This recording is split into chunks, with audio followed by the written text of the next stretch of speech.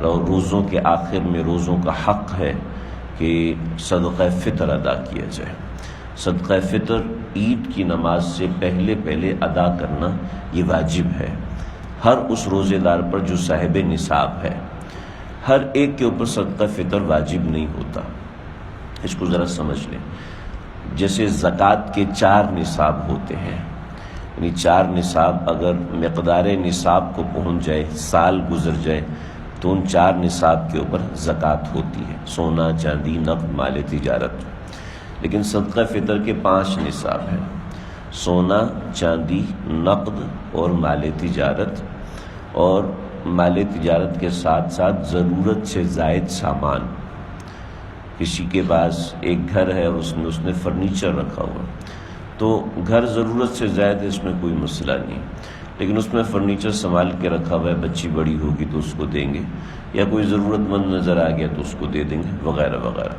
ضرورت سے زائد سامان کوئی رکھا ہوا ہے اور اس کی مقدار 52.5 تولہ چاندی کے بقدر ہو جاتی ہے، یعنی تقریباً 90,000 کے آس پاس ہو جاتی ہے، تو ایسے شخص پر صدقہ فطر واجب ہوتا ہے۔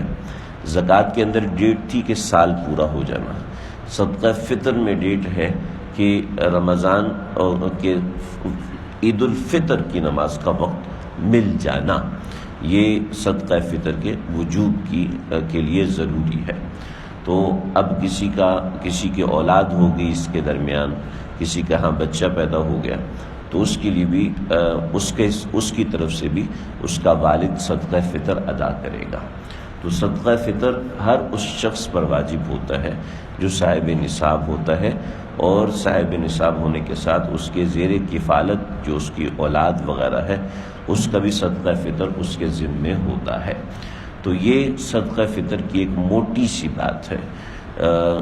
میں نے ایک جگہ پر یہ تفصیل بیان کی تو کئی لوگوں نے کہا کہ بھئی یہ بھی تفصیل بیان نہیں کرو، بس کہو کہ سب نے دینا ہے۔ تو یہ مقدار اتنی تھوڑی سی ہوتی ہے، اگر ہر بندہ ہی دے دے تو اس میں کوئی حرج کی بات نہیں، کوئی مذائقے کی بات نہیں ہے۔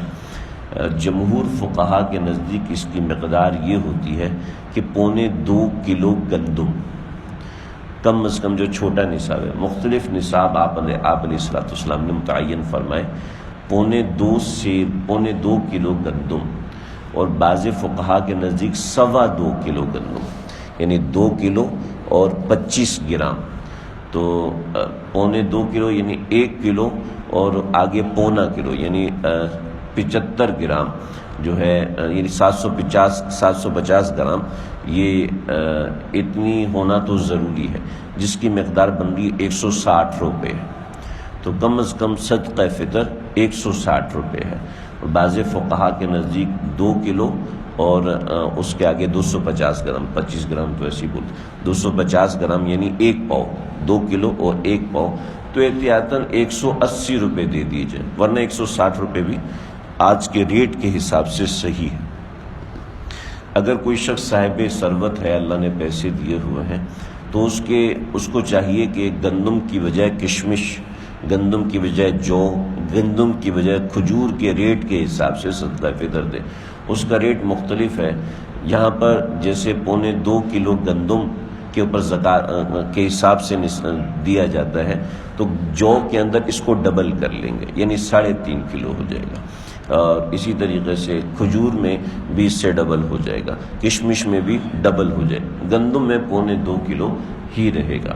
تو ہم نے مسجد کے باہر ایک مقدار لگا دی ہے، کھجور ادنا، متوسط، اور یہ کسی ایک مقدار کو پکڑ کے، اور سب سے کم جو مقدار ہے وہ گندم کی مقدار ہے، اس حساب سے صدقہ فطر ادا کر دیں۔ جیسے 160 روپے ہے تو 10 بندوں کا 1600 روپے بن جائے گا، تو اسی حساب سے اگر کوئی جو کے حساب سے کرنا چاہتا ہے تو 10 بندوں کا اس حساب سے، تو اس طریقے سے صدقہ فطر یہ ادا کرنا، عید الفطر سے پہلے ادا کرنا یہ واجب ہے، یعنی آج کے دن بھی دے سکتے ہیں، رمضان کے پورے مہینے میں کسی وقت بھی دے سکتے ہیں صدقہ فطر۔ تو یہ صدقہ فطر کی ایک موٹی سی تفصیل ہے جو کوئی اتنی مشکل نہیں ہے. کسی کے پاس بھی اگر کوئی بھی صاحب نصاب نہیں ہے، مقروض ہے، وہ صدقہ فطر دینا چاہتا ہے، کوئی بات نہیں، دے دے، اچھی بات ہے. اپنے بچوں کی طرف سے بھی دے دے، زیر کفالت لوگوں کی طرف سے دے دے. کوئی اپنی بہن کی طرف سے دینا چاہتا ہے، اپنی نانی کی طرف سے دینا چاہتا ہے، تو ان کی اجازت ہونا ضروری ہے.